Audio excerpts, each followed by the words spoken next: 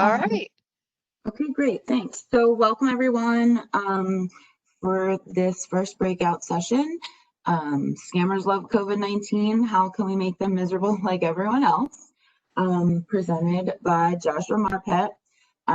Joshua is an accomplished speaker, longtime information and physical security practitioner, as well as a startup CEO and serial entrepreneur.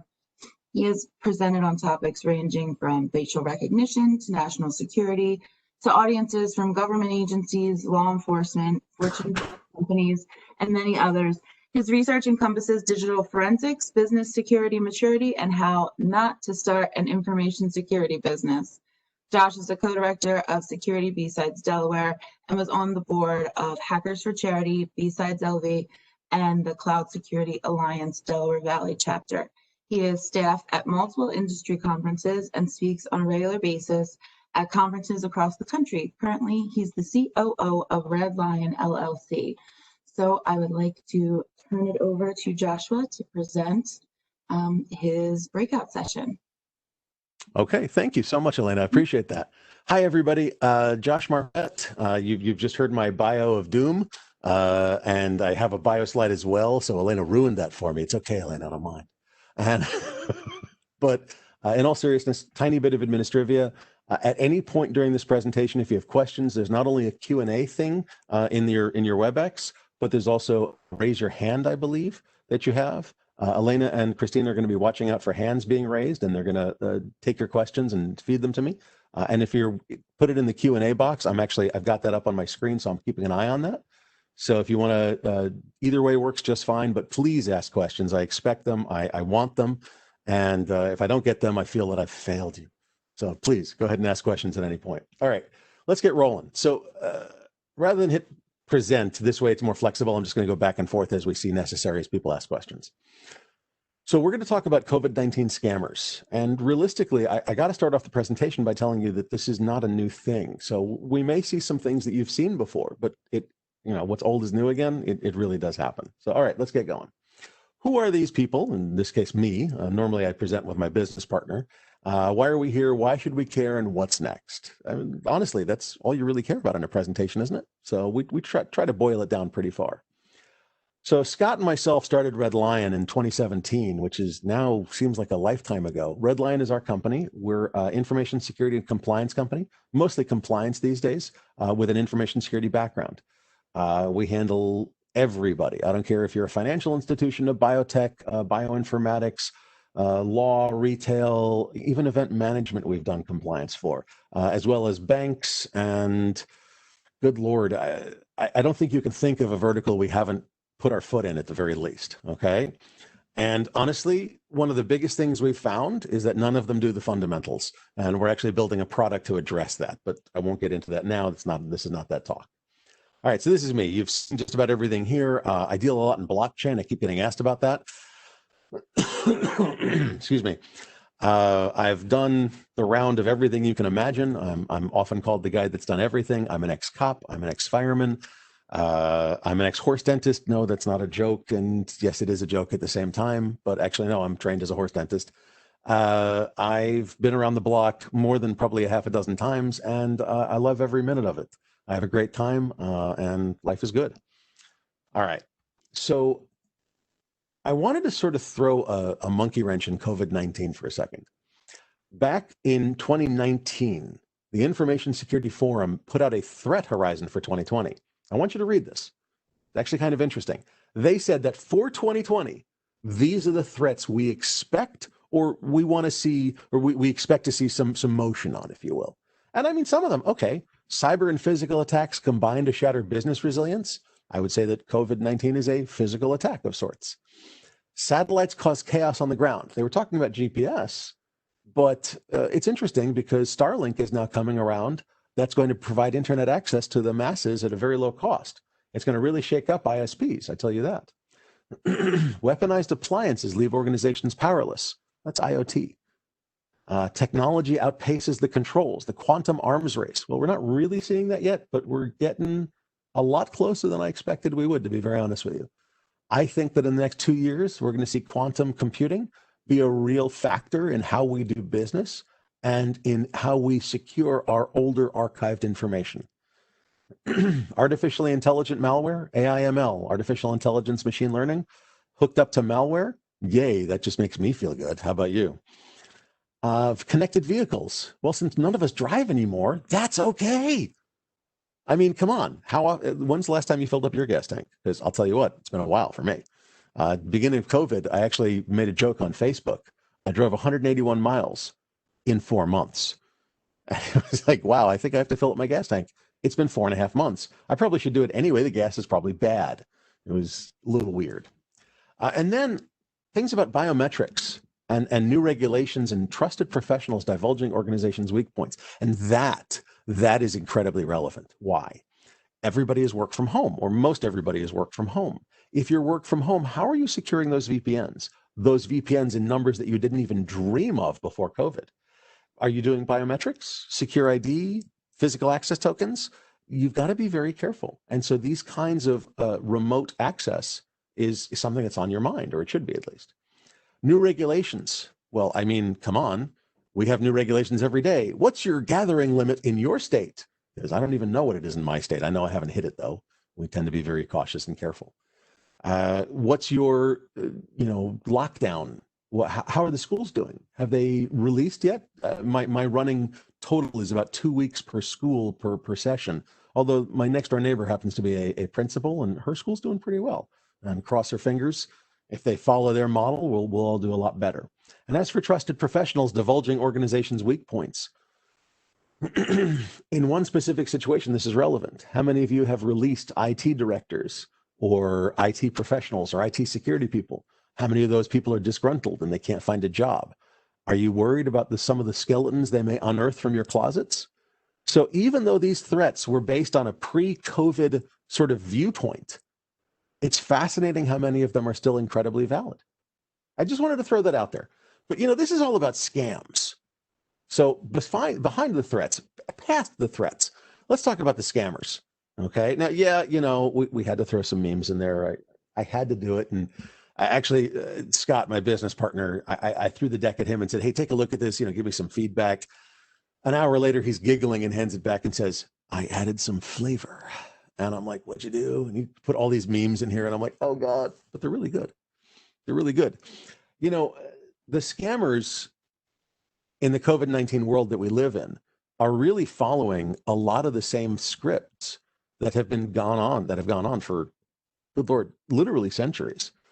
And they're just adapting them for the latest disaster. So, but this disaster, they're blowing this up pretty hard. And I'll explain why in just a second, or how in just a second. But let's look at some of these scams. This, by the way, is straight from the FTC. My slides are available to you, by the way, as I understand it. I think I'm correct, Elena and Christina. Am I correct? And so you absolutely can use these. Please, I urge you to take these and put them into your security awareness training. Quite a few of them are valid for security awareness training. Some of them I actually ripped right out of our own security awareness training deck. So please feel free to use them. Okay, I urge you to. I give you explicit permission to, just to be clear. Okay. There's a lot of problems going on. Contact tracing is calling people and talking to people and sending them mail and sending them email. Well, for scammers, that's like, yeah, home run. I can call someone and say, we're contact tracing. Have you had contact with anybody in the last 2 weeks? Well, yeah, I talked to a store clerk yesterday. Were you wearing a mask? Yes. Oh, thank God. I'll need your name, your address, your telephone number, and just for proof of who you are, your social security number. And people give it up because they're scared. And so now I do 100,000 of those calls. And by the way, auto dialers make that easy and cheap. VoIP and auto dialers, that's nothing. I'll do 1 million calls and I'll get 10,000, 15,000, 20,000 names, addresses, and social security numbers. What have I just done? I've opened lines of credit. Yes. Okay. Also, stimulus checks. Oh my God. I can't even tell you how many people are getting scammed by stimulus check scams. It's not even funny. Click here to get your stimulus check. Do you think the government takes that banner ads? Seriously? We should talk. Sit down, 30 days, no computer. Okay. There are so many different ways, and I'm not going to read all of these to you. I just want to, I want to point out that there are so many different ways that the scammers are getting at people, your clients, your workers, your executives even. When somebody calls up an executive, which by the way is on your About Us page on your website, and says, "Hi, we need to discuss your coronavirus strategy." Oh, what are you talking about? Well, there are legal ramifications if you don't collect the information properly for contact tracing. Oh, what should I be doing? You should collect the information this way. And they'll give them a form. I'll just email you the form. And it looks like a good form. I mean, it happens to have some PDF malware along with it, but you don't mind that, do you? Is that okay? I mean, is that cool? It's just a little bit of PDF malware. It's just going to steal your banking information for your business and pull all the money out of the payroll account so you don't get paid this week. But I mean, do you really need to get paid if coronavirus contact tracing is done properly? Let's be honest here. Why are your priorities so screwed up? That was a joke, just to be clear. Okay. So your executives are going to get hit. Your workers are going to get hit. Your customers are going to get hit. Your suppliers are going to get hit. If they get targeted, and they are being targeted, it's bad. So how can we stop them? Well, we'll talk about that in a minute. Let's look at more scams, because there's so many more. They're getting fake messages from their colleges, your kids, okay? Work from home jobs available because of the pandemic. They're literally saying this is from the graduate employment office or undergraduate employment office. We feel bad for you because we screwed you out of your actual, college experience. So we're going to actually give you a job instead. And it looks good. Like they do really nice letterhead on the emails because it's so hard to do letterhead on emails. And as it sees here, it's an advanced fee scam, or again, it's malware where they collect the data and then wait 5 years and pick up do a line of credit. It's crazy. As a matter of fact, there's companies for car sales that are sending out fake stimulus checks, and people are trying to cash them. It annoyed the Federal Trade Commission so much they sued them. Like, this is happening, and those guys aren't even scamming. They're just saying, hey, it's a car sale. It's like a stimulus. And the FTC is like, you made it a little too real. People think it's their stimulus check. And they're like, oh, that's probably wrong. Should we have done that? No, you shouldn't have done that. It's terrifying how bad it is. It's honestly terrifying. Okay. But again, this is not new. I got to go back and tell you that during Hurricane Katrina, I was a police officer in Louisiana, in St. Tammany Parish, just above New Orleans, if you happen to know where that is. I got one of those prepaid debit cards. I think it was the first time FEMA ever issued them, so you could go to the grocery store and actually get groceries. I know, crazy thought, right? You want food? Silly person. I got one. Well, one of the first people to get one was a mom who was in line for 5 hours to get one. All she wanted was diapers and baby food for her little ones. And she's carrying one and dragging another along with her, and in line for 5 hours. So God bless her. That must have been tough with 2 little ones. She comes out and a reporter goes, did you get your card? Are you going to go get diapers and groceries? And she's so happy because she can buy diapers and groceries now. Yes, I did, and holds it up. 63 seconds later, someone tried to buy a Ferrari with that. Not a joke. 63 seconds. So, stimulus checks. Remember, stimulus checks come to you, and they're normally ACH. So, where are you giving your ACH information to? Oh, well, we can take your ACH information. Katrina was 2005. It was 15 years ago, and now I feel very old. Thank you very much. I appreciate you doing that to me. But during Katrina, there were scams galore, just after Katrina, rather, just post-Katrina. Every time since then that we've had a major disaster, we've seen scams. Oh, I'm sorry. Problem? Christine, I didn't see a question. Something come up? Oh, that's okay. No, it wasn't a question. We were just wondering if there's a way to make your screen bigger. Yes, there is. I'm terribly sorry. That's quite all right. Is that better? No, perfect. Thank you. I'm just honestly, I'm terribly sorry. I should have said, if you have any problem, let me know. I'll try to fix it. That's okay. They did. And to answer your question, if you could just send us a copy of your presentation when we're done, we're happy to post it to our Secure Dollar page. Of course. Absolutely no problem. We're happy to share that. And thank you for letting us share it. No, of course. As a matter of fact, anybody that wants to share it, the only thing, or use any slides out of it or whatever, the only thing I ask is you attribute it. Just leave the red line logo on it. That's all I ask. Or, courtesy of Red Lion, whatever. That's all, honestly, because this is information that should be going out to all of your populations, all of your whatever. Okay. Yeah, thank you. And the updated one, I did add some slides this morning, so the updated one will be there. Thank you, Ben. I appreciate that. In the Q&A, Ben has a place to download it. They'll update it, I'm sure, today or tomorrow.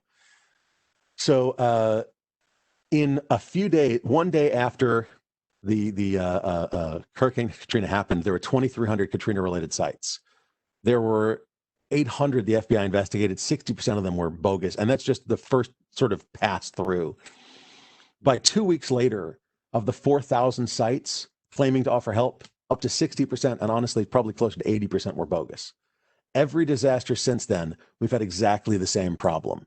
Okay, Terry, thank you. Appreciate you putting that up there. Every disaster that's out there, whether it's Hurricane Harvey in Texas, if you remember, Hurricane Maria in Puerto Rico, any major disaster, there have always been massive scams, scam sites, scam emails, scam, you name it, it happens. But, and by the way, I had to put this in there. This guy in the lower corner, Victor Lustig, sold the Eiffel Tower to a scrap dealer, but that's not the whole story. That, by the way, was in the early 1900s. He sold it twice. The scrap dealer the first time was so embarrassed, he never publicized it. Victor went, nobody knows. Cool, I'm going to do it again. He sold the Eiffel Tower, no joke, twice. Just to be clear, he did not own, and never owned the Eiffel Tower. I mean, scams have been around for a while. By the way, totally random side topic. You know the Nigerian 419 scam where it goes, I'm holding money for you, but you know, I can't leave the country. I'm a prisoner. You're going to have to send money in to get me out so that I can get you the money that I'm holding for you. That's known as the Spanish prisoner scam. It is literally from the 1500s. Okay. If you look up the Spanish prisoner scam, they've been doing that exact same scam for over 500 years now, 600 years now. It's pretty impressive. That's longer lived than a lot of countries, let's be honest. All right. So let's go back to this. There we go. Okay. I wanted to throw this, by the way, is straight out of, you can see the format change. This is straight out of our security awareness training. When you have people that show up and ask, hey, I think I got a phishing email and it's about COVID or whatever, there's some things to look at. Do you think that Wells Fargo is sending from Comcast.net addresses? Okay. Do you think they're going to have like 2 exclamation points? Alerts, alerts, alerts. Do you think they're going to have bad grammar? And do you think that they're asking you to log in with an account that doesn't actually go? If you hover over that address, oh, I missed the piece of that slide, sorry. If you hover over that address, it goes to some a different URL, not wellsfargo.com. It goes to, I think it was a Russian address or Chinese address, I forget, forgive me. But teach your people to hover over links and actually look at the address in the lower corner, okay? It's amazing what scammers will do. And by the way, if you'll notice, wellsonlinebank.2 at comcast.net doesn't actually match wellsfargo.com. I guess somebody else had Wells Online Bank 1 or just Wells Online Bank. You know, I mean, it's a popular scamming site. Okay, let's be clear. So when people start getting the emails, start teaching them the signals and the signs. Again, steal this, please feel free. It's not a problem. Okay, and here's a great one. I love this. I actually sanitized this. There was a scam that came out from myuniversity.edu/renewal. That's a legitimate URL. It was brownuniversity.edu/renewal. It wasn't Brown, but you get the idea. And somebody made .edurenewal.com and has a subdomain of myuniversity.edurenewal.com. You've got to teach not only your users, but your tier 1 analysts what to look for, because sometimes it'll slip right by them. Please be careful. Okay. There's a lot of scams and a lot of interesting things that happen. None of this is going to be spectacularly new. However, it's all going to work. Trust me. Look at this. I love this one. This is my favorite. I put this everywhere. You see, that's not amazoncanada.ca. That's maisoncanada.ca. But the @ symbol looks like amazoncanada.ca. Isn't that cool? I thought that was brilliantly cool. Scam. All right. Generic greeting. This link goes to kareskedj.com. Come on, man. Seriously? You're not even trying here. You could have at least put it to maisoncanada.ca. Not even trying hard. Oh, some people. All right. Tell them to stop clicking things. Dear Lord God Almighty, please stop clicking things. Your users, your executives, your management, your staff, your board. Remember, if your board members get phished, it's a problem for everyone. Tell them to stop clicking things. Ask. All right. There are new ones, but sometimes it really looks like the old ones. Unclaimed funds. Okay. By the way, you've got to read this first paragraph. How are you today? And hope you are fine for this new month. Weird capitalization. We received a strange message that you have passed away as a result of COVID-19, that causing death around the world. I'm not going to read it to you because the grammar hurts my brain, but please realize that the reason that these kinds of letters, these 419 scams and such, use horrible grammar, if you didn't know this already, it's hilarious. They actually do it deliberately. They figure if you're smart enough to spot that the grammar is bad and sort of throw it away as, oh, that's a scam, I'm going to ignore it, you're filtering yourself out of their pool, and because they're never going to get money out of you anyway. You're smart enough to see the grammar. This is a deliberate filter for them to make their lives easier. Not a joke. It's hilarious. But these kinds of challenges, these kinds of scams happen all the time. Okay? Oh, somebody died. Your uncle died. Please claim the funds. I mean, obviously you're going to uncle, are you okay? And you're going to make sure to call them up. But people fall for this all the time. It's insane. And this is interesting. There was a research project done by Digital Citizens, and they tried to buy domain names that could be used for scams. COVID-19 cure, coronavaccine.com. They told the site, we're not going to sell a cure. We're going to use this for a non-existent cure, i.e. a scam. And they were still like, sure, here's the site. You want to buy it? It's, I think $3,500. They're like, but we're going to sell non-existent cures on that. We're going to take people's money and send them nothing. They're like, okay, $3,500, please. That's all they cared about. And that happens all the time. I can tell you that 250,000 domains being used for scam on the coronavirus world, if you will, is anecdotal, but it is true. That comes from a major research arm of a large information security company. They have done a lot of work. I've seen the graph database of all the coronavirus websites, and it's fascinating how many of them are actually just redirects to other coronavirus scam websites. They just buy 1,000 domain names and redirect them all to the same site with no branding on it. So it doesn't matter which domain name you clicked. You think it's the same domain. No, it's not. It's just there to sell you a bottle of water with coronavirus in it, or the cure for coronavirus. So every time, and the problem is, of course, that every time you block a domain, they've literally got 999 more that's going to get around your web filter. It's crazy. It's almost impossible. Let's be honest. It's almost impossible. So what do? You teach your people how to corroborate information that they've gotten. Okay? These coronavirus scams are not going away. Let's just be clear on that. We'll talk about corroboration in just a second, but by the way, they are getting fake checks out there. This is straight from the Treasury, and it's how to check that a Treasury check is real. There's crazy amounts of them coming out, like literally crazy amounts of them. Please feel free to distribute this. This will actually help people understand what's going on. Okay. I can't even tell you how many people have gotten fake checks. It's literally in the millions. It's ridiculous.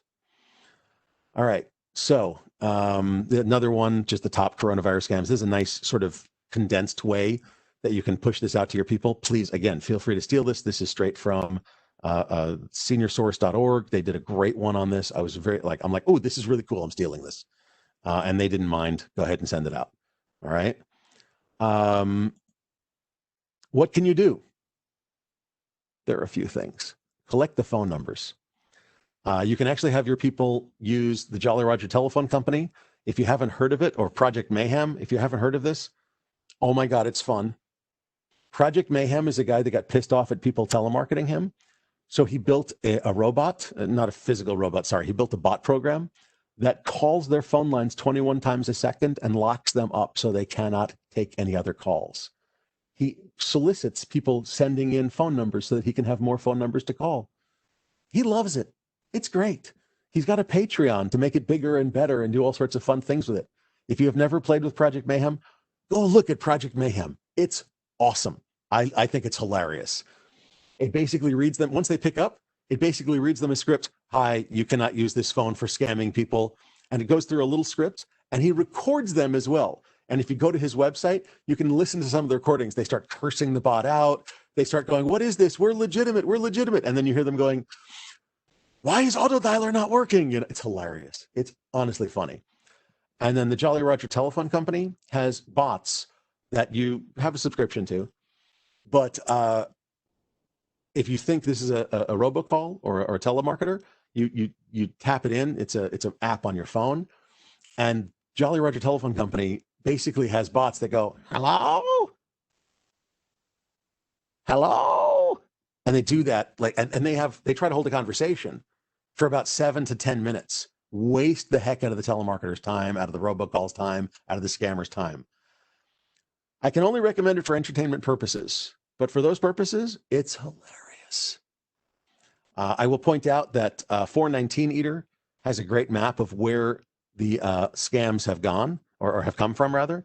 This is where the scams that they keep track of have come from. It's all over the world, including inside the US. There's a cluster in a certain portion of Africa. I'm not sure what country that is, Nigeria. But if you happen to know, it's fascinating stuff. You'll notice that there's very large clusters in, sorry, that's India, South America. Here's Africa. My apologies. I'm brain dead today. It's been a long day. There's lots of clusters in Eastern Europe. There's lots of clusters in China. Very few in Australia. I think they're too busy avoiding spiders to really scam people. You know, it depends. But it is all over the world, even in Canada. Even the most amazing, polite Canadians have performed scams on people. Such a shame. Sorry, I have family in Canada. I have to make fun of them whenever I can. It's hilarious. All right. So what can you do in the real sense for your people? Have them go to Charity Navigator. They can look up a charity. They can see how legitimate it is. If it's rated, they can help rate it for scamminess or not. Corroborate the information. I cannot recommend Charity Navigator enough. It's a really, really, really nice place. They do a great job of rating people. Again, corroborate the information. If anybody else has other corroboration resources, I'd love to get them and add them to this. I'd be happy to, as a matter of fact. You can throw them in the Q&A or throw them wherever. But corroborate the information. So we can have fun with Project Mayhem and Jolly Roger, but reality, have your people corroborate their charities that they're going to do. Oh, I'm going to donate. Okay, good. What charity is it? Let's take a look. Okay. By the way, this is also a great idea when your company is doing corporate giving. Corroborate that the charity is a legitimate one. It's not linked to some weird, crazy fringe outlying political movement. These days, we only have a few of those, Twitch. So please be careful.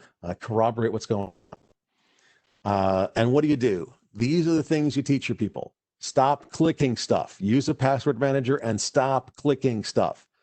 This is awesome. Feel free to steal this, put it on stickers, put it on people's foreheads, go to town. Okay, it's totally fine. No tattooing, just to be clear. And this is my favorite. A guy named Kevin Dahm came up with things you can answer a scam call with. Now, I'm not going to read these, and I'm not going to give you enough time to read them, but they'll be in the deck. Feel free to use them for anything you'd like. I'm fundraising on behalf of Kanye for president. Can I count on you for a donation? I think this is hilarious. You can have a great time with these. Feel free to use these. Kevin has given everybody permission to use them at any point, and I think they're wonderful. They're hilarious. My favorite one, number 21. Oh, thank God you called. There's a Nigerian prince who left me $10 million. I need a bank account number to collect. If you give me yours, we can split it. Come on. It's a great deal, guys. So 2020 has definitely been a fun time for all of us. Believe me. I have a 2-year-old. It's been a really fun time. Twitch. But there's a lot of ways we can make it a little more fun, honestly, for us. And there's a lot of ways we can protect our people. Realistically, Project Mayhem, I give them phone numbers by the bushel on a weekly basis.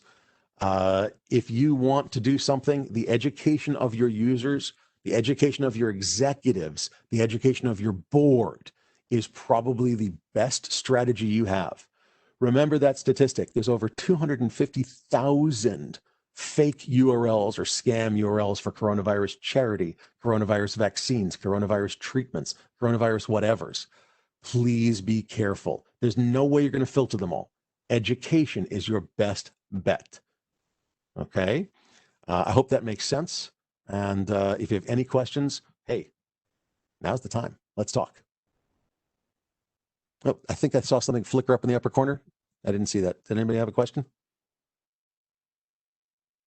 I have not seen another one. I don't see any. And please remember that you can raise your hands and I can try to unmute you if you'd like to ask personally.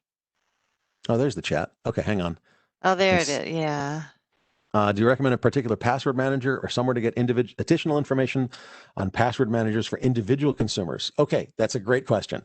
So password managers are something that I'm fervent about. Like I'm a zealot about password managers. LastPass is great, and it's I think still free for individual use. There's Dashlane, there's 1Password, there's KeePass. Each one has a different use case. If you want one that is backed up to the cloud, but there's zero knowledge of your passwords from the cloud provider, I think LastPass does that. If you want one that is only local because you don't trust any cloud provider, which is totally legitimate, KeePass has a way of doing that. But there's trade-offs. If you use KeePass, keep it all on your phone, okay, and then you lose your phone, you've lost your password repository. So whatever you do, please make sure you back it up somewhere, whether it's a flash drive, you know, a little removable hard drive, a cloud provider, whatever. Please back it up. Darlene, does that make sense? So I would strongly recommend determining what your use case is and what your level of security need is. If you don't mind having it in a cloud provider, I personally use LastPass. My wife and I use LastPass. We share back and forth that way. I've used corporate LastPass or enterprise LastPass. They got bought by LogMeIn, which got me nervous for a while because LogMeIn has had some security issues at times. But honestly, they're doing pretty good right now. All right. So again, questions about individual security, questions about corporate security, questions about the scams. I've given you some strategies. The biggest strategies I can give you are anytime that somebody brings you a question, listen to them carefully and corroborate the information they're giving you with Charity Navigator, looking up scams, use Have I Been Pwned. If you're not familiar with that, Have I Been Pwned, pwned.com. You can type in your email address. It'll tell you if you've been in breach. Educate your people, educate your staff, educate your staff, educate your board, educate your everybody. Are you familiar with Sticky Pass? Ben's asking. You know, I'm not. Is that one of the other password managers? I'm happy to take a look at it, Ben. If you'd like me to, I'll take a look at it later today, and then I can go forward and we can discuss it. Sure. That's Ben. That's easy. That takes 2 seconds. No problem. So. Let's see, this is the first of 2 presentations I'm doing today. Not here at Secure Delaware. I'm doing one here at Secure Delaware, and then I'm on Security and Compliance Weekly at noon. We stream live at securityweekly.com/live. So I get to present twice on my birthday, so it's fascinating. I don't think I've ever done that before. Do you recommend no, that was the same question from Darlene. Oh, perfect. Oh, thank you. Darlene, it's so sweet of you. I'm glad that that information was good for you. Ben, you know what, Ben? I will try to look up Sticky Pass in the next hour, and I'm going to actually talk about it on Security Weekly. So if you go to securityweekly.com/live, securityweekly.com/live at noon, we go live right around noon, and we also have a Discord server there, and so you can. KeePassium app on phone is free and highly rated. It can open KeePass type files. Oh, I think KeePass XC. Patrick, I think KeePass XC is the fork of the open source version of KeePass. I imagine KeePassium might be the same thing. There's a lot of KeePass, which was one of those password managers I was just talking about, was open source. I think they went closed source, or they, in some form or fashion, people forked them and made a new version of it effectively. And I think KeyPass XC is that, Patrick. I might be wrong. Don't quote me on that, but that's what I think. KeyPass is I used to use KeyPass almost exclusively. It had incredible security. It was really, really updated on its cryptographic algorithms. Like it was good stuff. And it was so simple to use. Most of these 5 years ago were, god awful in terms of the user interface. Now it's a lot better. There's a lot more choices. Again, so we've got KeyPassium, StickyPass, LastPass, Dashlane, 1Password. There's probably a dozen of them out there. Whatever you do, make sure you check the ratings. Make sure you look at the security, and make sure it matches your use case. Again, if you want cloud-based, because I lose phones all the time, or I use 50 different devices, cloud-based makes sense. If you want it kept in one place, okay, that because your security needs are higher, and there's a lot of people that they are, that's fine, but make sure you've got a backup. Please, dear God, losing a password manager repository is awkward, especially when you can't remember the password for your email because it's in my repository that I just lost. Oops. So I can't reset any either. It's awkward really fast. Losing access to, some things, no big deal. Losing access to your PayPal account with a couple of $1,000s in it, that could be bad. So be careful. All right. Just think through the what ifs, if that makes sense. All right. Any other questions? Ben was wondering if you would mind placing the link to the event you'll be doing at noon so he could attend. Sure. And can you recommend a good security-related podcast? Oh God, yes. The answer is yes, he does. I was going to say, and they commented that they thought you should if you didn't. So. So I'm trying to send it. It's not letting send, but I'll put it in the Q&A. So if you click on the Q&A box, I'm putting it into there as well. So securityweekly.com/live. I will tell you that the Security Weekly, if you go to securityweekly.com, there's like 7 different podcasts there. Pick one that matches your needs. Mine, Security and Compliance Weekly, tends to be about compliance as well as a little bit about security. There's Paul's Security Weekly. There's Application Security Weekly. There's Enterprise Security Weekly. Pick one or two that, hey, Leon, the slide deck link is up farther into the Q&A. Anyway, about there we go. And so there's the link for the slide deck, Leon. And one of those podcasts will match your needs. There's plenty of others. Please understand. I can absolutely, I'm sorry, John. I apologize.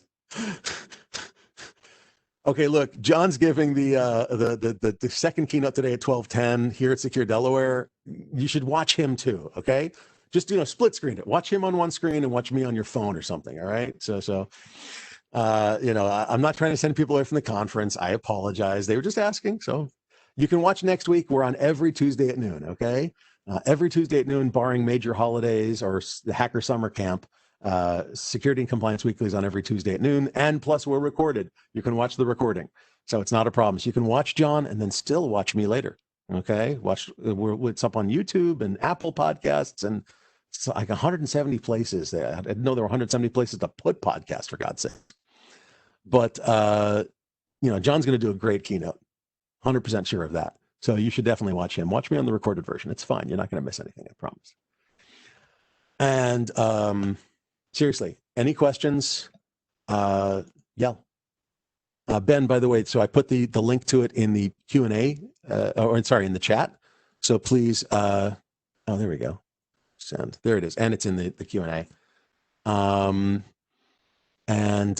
everybody, I'd love to see you at various places, whether it's at the podcast or at B-Sides Delaware, which is also happening in a couple of weeks, November 13th and 14th. We're doing a virtual conference as well. Come one, come all. Love meeting people. Thank you very much. Thank you. So thank you everyone for attending. They have asked me to be sure to mention to stop into the vendor booths, double check the agenda and check out some of the other breakout sessions. But also we would just all like to thank you, Joshua, for presenting today. We really appreciate you, taking some time out to chat with us and for being so open and helping everyone any way that you can. So thank you very much. You're very welcome. Absolute pleasure. Great. And then I think that the next session starts in 10 minutes. Is that correct, Christina? I believe it starts at 11:10. Oh, okay, 11:10. So you have some time now to go check the vendor sites, do a bio break, do whatever you need to do, get something to eat, and then we will see you back in the next breakout session. Thanks so much. Thank you all. Take care now. Bye-bye. You as well.